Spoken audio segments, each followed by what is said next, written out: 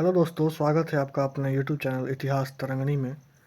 हम प्राचीन इतिहास को कंटिन्यू किए हुए हैं। पिछले वीडियो में हमने ऋग वैदिक सभ्यता को प्रारंभ किया था। इसी क्रम में ही अगला वीडियो है। इस वीडियो में हम ऋग वैदिक काल की राजनीतिक परिदृश्य को समझेंगे। ऋग वैदिक काल के राजनीतिक परिदृश्य को समझने के लिए हमें दो खंडों में बांटकर इसको देखना होगा।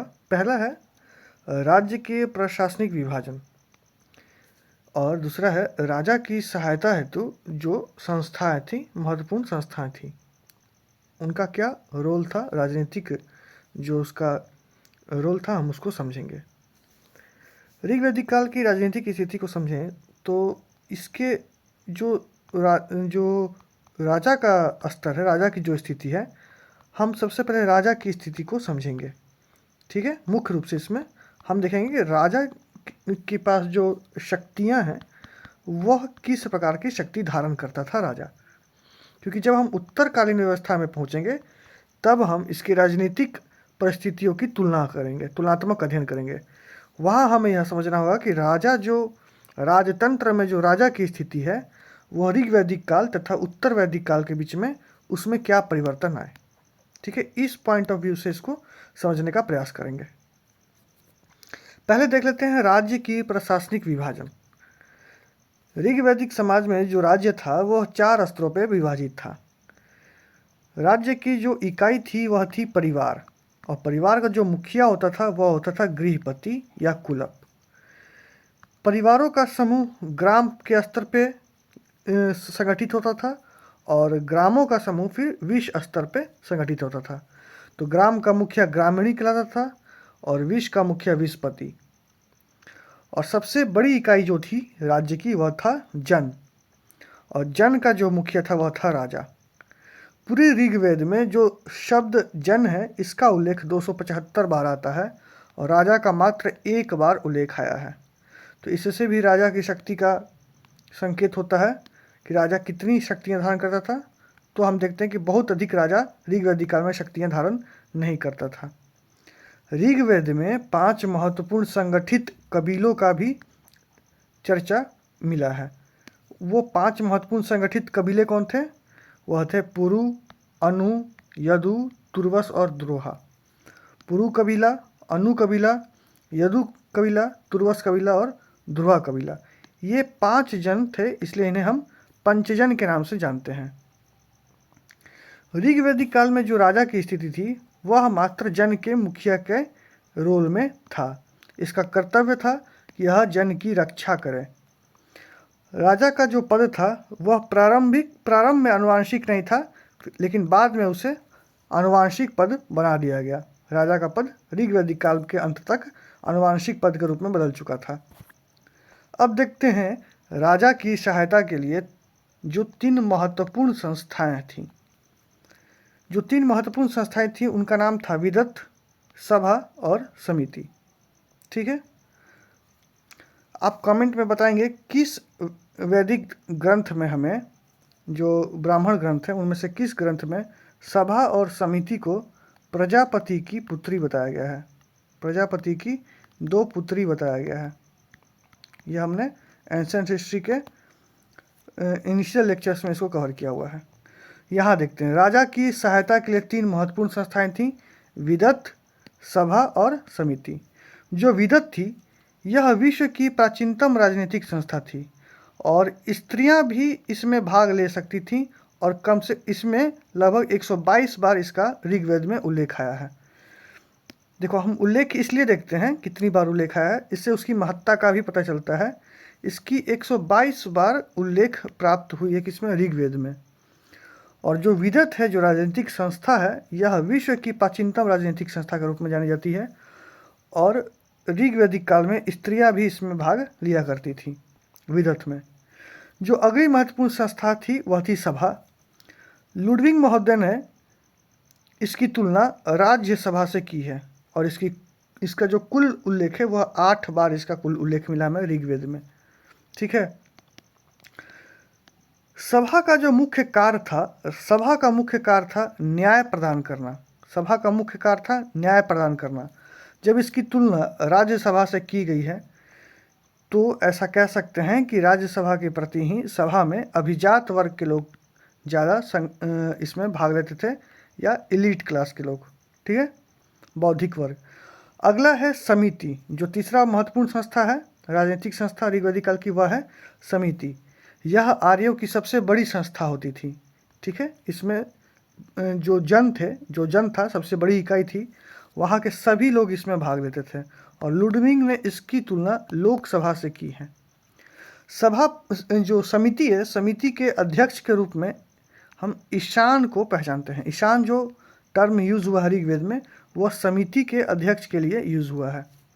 यानी कि समिति का जो अध्यक्ष होता था उसे हम ईशान कहते थे। और समिति का मुख्य कार्य क्या था? यह था राजा का चुनाव। देखो, राजतंत्र जो भारत में डेवलप हुआ है वह इसी काल में हुआ है, लेकिन प्रारंभ में जो राजतंत्र था कम्प्लीटली वो मोनार्क नहीं था। यहाँ पे जो 3 अलग अलग समितियाँ हैं जिसके माध्यम से राजा राज करता था, ये तीसरी जो समिति है जिसका नाम समिति है, जिसका अध्यक्ष ईशान होता था, इसका मुख्य कार्य था राजा का चुनाव करना, ठीक है। अब देखते हैं ऋग्वेदिक काल की राजनीतिक स्थिति। राजनीतिक स्थिति यानी कि वहाँ के प्रशासन को चलाने के लिए, एक सेकंड, वहाँ के प्रशासन को चलाने के लिए कुछ पदाधिकारी नियुक्त होते थे। इन पदाधिकारियों के लिए जो टर्म यूज हुआ ऋग्वेद में वह हुआ है रत्नी। तो कुल 3 प्रकार के रत्नी थे, पुरोहित, ग्रामणी और सेनानी। एक एक करके समझते हैं। पुरोहित क्या था?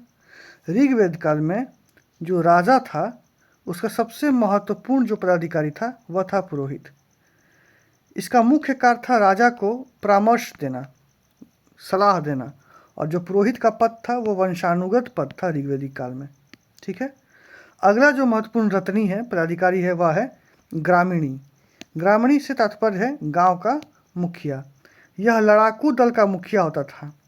जो सैनिक वर्ग थे या असैनिक वर्ग थे, दोनों ही प्रकार के कार्य करते थे लड़ाकू दल में, और उनका मुखिया होता था ग्रामीणी।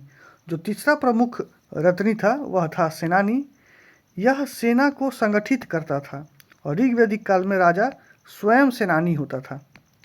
यानी जो हेड करता था मिलिट्री को, जो आर्मी को युद्ध के समय, ऋग्वेदिक काल में राजा स्वयं ही सेनानी का कार्य करता था। यह 3 रत्नी थे, पदाधिकारी थे। राजनीतिक स्थिति हम देख रहे हैं, पहला पॉइंट था रत्नी। अगला देखते हैं सेना। सेना से तात्पर्य था उस समय पुलिस व्यवस्था से।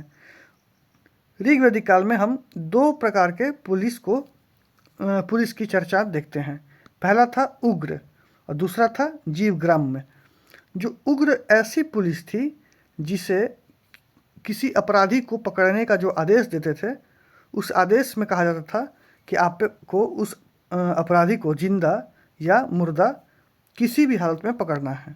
वो जीवित या मृत किसी भी अवस्था में पकड़ने का आदेश इन्हें दिया जाता था, उग्र को। जो दूसरी थी वह थी जीवग्राम। इन्हें किसी भी अपराधी को जिंदा पकड़ने का आदेश दिया जाता था। यानी कि ऋग्वेदिक काल में हम 2 प्रकार के पुलिस को देखते हैं। पहला है उग्र, दूसरा है जीवग्राम। ऋग्वेदिक काल में गुप्तचरों को स्पर्श कहा जाता था। स्पर्श शब्द का उल्लेख मिला है ऋग्वेद में। और जो ऋग्वेदिक काल में अपराध थे वह 4 प्रकार के थे: चोरी, हत्या, डकैती एवं अपहरण। ऋग्वेदिक काल में जो गाय थी वह संपत्ति का मूल आधार थी। तो चोरी भी गाय की होती थी, हत्या भी गाय की होती थी, डकैती भी गाय की होती थी, और गाय को ही अपहरण किया जाता था। तो जितना भी अपराध था वो कहीं ना कहीं गाय के इर्द गिर्द ही घूमता था। और इसके अलावा भी अपराध रहे। अब देखिए, किसी भी अपराध के लिए मृत्यु दंड का प्रावधान ऋग्वेद में नहीं मिलता है। दंड का स्वरूप हमेशा आर्थिक होता था। इसका उद्देश्य क्या था? सुधारात्मक जो बदलाव लाने चाहिए किसी भी अपराधी में, यह उसका उद्देश्य था ऋग्वेद में दंड देने का। इसलिए दंड आर्थिक रूप से दिया जाता था। ऋग्वेद में एक दंड का चर्चा है जिसका नाम है शतदायी दंड। इस दंड के अनुसार जो हत्यारा है वह जिसकी उसने हत्या की है, वह हत्या होने वाले परिवार को 100 गाय ऐसे दंड के रूप में देगा। इसलिए इसका नाम था शतदायी दंड, ठीक है। अब अंतिम एक चर्चा मिलती है दशराज युद्ध की। ये 7वें मंडल में इसकी चर्चा है। हमने इसका चर्चा पहले भी किया है, भारतीय इतिहास को जानने के स्रोत में 10 राज्य युद्ध का चर्चा किया है डिटेल में वहाँ पे। यहाँ पे डिस्कस कर देता हूँ बस। 7वें मंडल में 10 राज्य युद्ध का चर्चा है। 2 कबीलों के बीच ये युद्ध हुआ था रावी नदी के तट पे, जिसे परुश्री नदी भी कहते हैं। रावी नदी के तट पे इस युद्ध हुआ था। भरतजन को जो लीड कर रहा था वो कर रहा था सुदास, और इनके जो गुरु थे वो थे वशिष्ठ। और इधर से 10 जन में 5 आर्य जन थे, 5 अनार्य जन थे। जिस 5 आर्य जन का, पंचजन का हमने ऊपर डिस्कस किया था, यदु, तुर्वा और ध्रुवा। ये जो 5 आर्य जन थे वो और अन्य 5 अनार्य जन, ये कुल मिलके 10 जन थे। और इनको लीड कर रहा था पुरु, इनके गुरु थे विश्वामित्र। तो दशराज युद्ध में जो विश्वामित्र हैं, विश्वामित्र के नेतृत्व वाले 10 जन हार जाते हैं, और भरत जन का जो हेड था सुदास या वशिष्ठ के नेतृत्व में जीत जाता है। तो यह था वीडियो राजनीतिक स्थिति ऋग्वैदिक काल के लिए। वीडियो अगर पसंद आता है तो वीडियो को लाइक कीजिए और चैनल को सब्सक्राइब कीजिए, और इसके PDF के लिए टेलीग्राम ज्वाइन कीजिए। डिस्क्रिप्शन लिस्ट में टेलीग्राम चैनल का लिंक दिया हुआ है। मिलते हैं अगले वीडियो में, तब तक के लिए धन्यवाद।